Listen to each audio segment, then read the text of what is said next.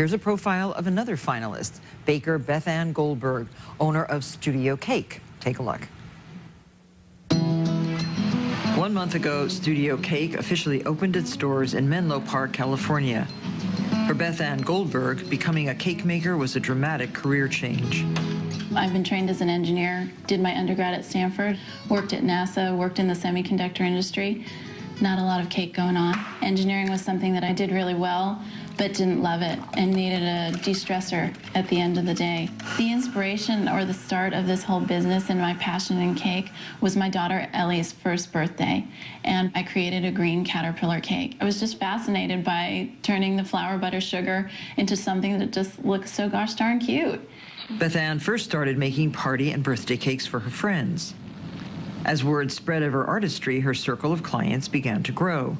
I started this business in my house, which has the teeniest, tiniest kitchen. I knew that with the right space, the level of cakes would just soar from where I was before.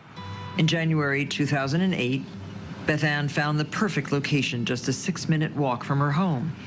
She signed a 5-year lease on a 750-square-foot space and designed the commercial kitchen of her dreams.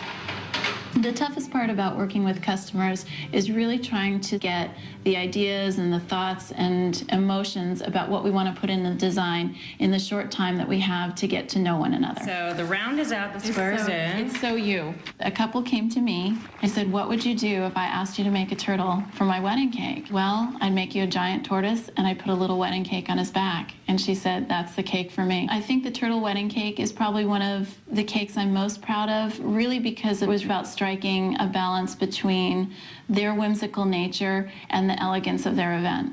Beth Ann does not use molds to achieve the unusual shapes of her cakes. She sculpts them. A serrated bread knife and a small paring knife are the tools she uses to carve a pumpkin-shaped cake. The thing that really excites me about working with cake is whittling away and creating a shape that's unlike the rounds or the squares that come out of the pan. Once I have the basic shape of the pumpkin, I'll go back in with the paring knife for the detail work of carving the ribs. Putting a thin crumb coating on the cake and chilling it for 2 hours makes it firm enough to hold its shape as the fondant is draped over it. Rolling it out to a 1/4 inch thickness, she then lays it over the surface of the cake and smooths it. Using her hands and the paper-making tool called a bone folder, she defines the shape further by adding smaller ribs between the ones she has already carved.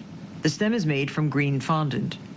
A powdered food coloring called petal dust is used for the final detailing, and the gum paste leaves are attached using royal icing. When the clients see the cake for the first time, it's absolutely amazing. Cake is at the heart of the happiest of our celebrations. To make people that happy and be part of their celebration, it's an absolute honor. You can go to our website and read all about our finalists, whom you'll be meeting tomorrow. We'll be right back.